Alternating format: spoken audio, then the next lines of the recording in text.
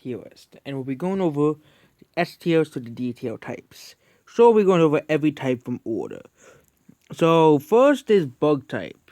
Bug type would be B tier. Yes, I like bug type Pokemon. But back in the day, bug type used to be very useless. Back in the day, the best bug type Pokemon in Gen 1 was Cypher, and and Pinsir, and that was it. Most of the other bug type moves were completely bad as well, but now bug types are pretty good. So bug types went from here to here over the time. A lot of amazing bug types have been introduced as a Scizor, Volcarona, Vikavolt, and more. And even the first legendary bug type, Genesect, and the Ultra Beast bug types as well. Dark type would go in A tier. Dark type was basically introduced as the counter to Psychic type Pokemon. A lot of the Dark type Pokemon are pretty good. Also, for a while, Dark type also had it combined with Ghost type would basically make them have zero weaknesses at all until Fairy type came around. So yeah, Dark type Pokemon are very good. It's a very good typing to have, especially again the Aurora type form, especially in the Gen 1 remakes. You will have Dark type moves and even Dark type forms in the game. Next is Dragon type. Dragon type would go below Dark types, because Dragon used to be a very overpowered type until it got a nerf, which was the Fairy type, which gets it down to the A tier. If it was before that, Dragon type would be very overpowered. Next is the Electric type. Electric type just goes into S tier. Electric type is is an easy counter to water types, which are prevalent in most regions. Electric types have always been good. You had lots of iconic Gen 1 electric types, and even now modern electric types past Gen 1. Like you had very good ones like Manectric. You also had Luxray, which are two very amazing Pokemon. Some of the newer electric types like Emolga are kind of lackluster, and the Dene. But we had the next Gen 7, we had a good electric types like Vikavolt get released. Fairy type would go in B tier. I just don't like a lot of the designs of the fairy type Pokemon. A lot of the fairy type Pokemon are supposed to be cute, but then we have designs like we have some of the worst mons in fairy type.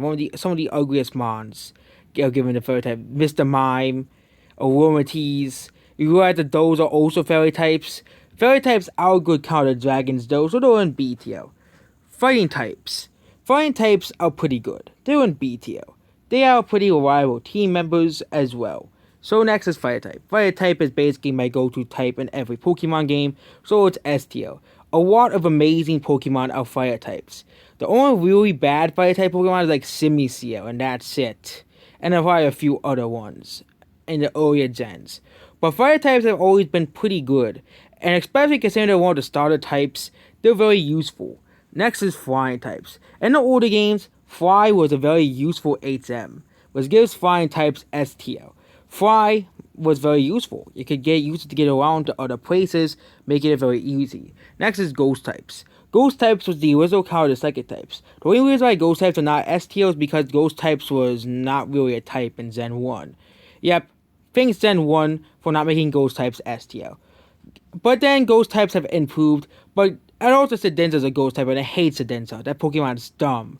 But yep, next is Grass type. Probably the worst starter type, even worse than Bug types. Grass types have just so many weaknesses overall, but they still are good. Grass type Pokemon are still a starter type and still has Sceptile as a part of a group, so it barely gets out of C tier. Next is Ground types. Ground types are Electric type's only weakness, and it has Flygon in the type. Also, Dragon does as well, but ground types are electric type's only weakness, so it's A tier. And also, while ground type Pokemon like Garchomp and Flygon and Hippowdon and a lot more are pretty cool. Next is Ice types. Yep, Ice type's probably the worst type in the entire game. D tier, and not even C tier.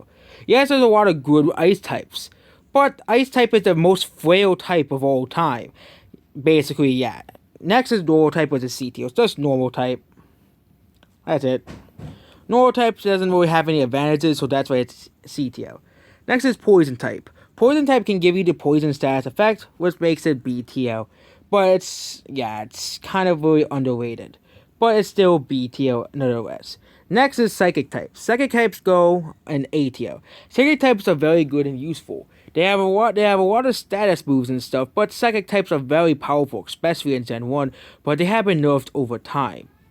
Next are rock types. Rock types go with normal types. Rock types are not really that great. Rock types are paired with ground types more often than not. Ground type is much more superior, and especially considering that steel type exists, which is the next one on the list, which is a much better rock type, and the second best type in the game. Yeah, rock types. Yeah, you're not a steel type. I would rather have a steel type than a rock type. Steel types are amazing. Steel types have so many resistances. They are weak to fire and fighting, but they have so many resistances. There's lots of very reliable and good steel types in Pokemon, and last is Water type, another mandatory type you need. Water types have the most amount of Pokemon. There's a lot of bad water types and a lot of good water types. But water type Pokemon were mandatory in the past for serving. You had to have a Watermon on your team, which got you at least attached to at least a few Watermons in the past. So that is the Pokemon type tier list. So most of the Pokemon types are C to S, B to S tier, and most of the types are actually rather quite good. Only 3 types need improvements. Normal, Rock, which is basically a worse version of Steel type, and Ice type, which is the worst type in all of Pokemon. So, that's basically it. Goodbye.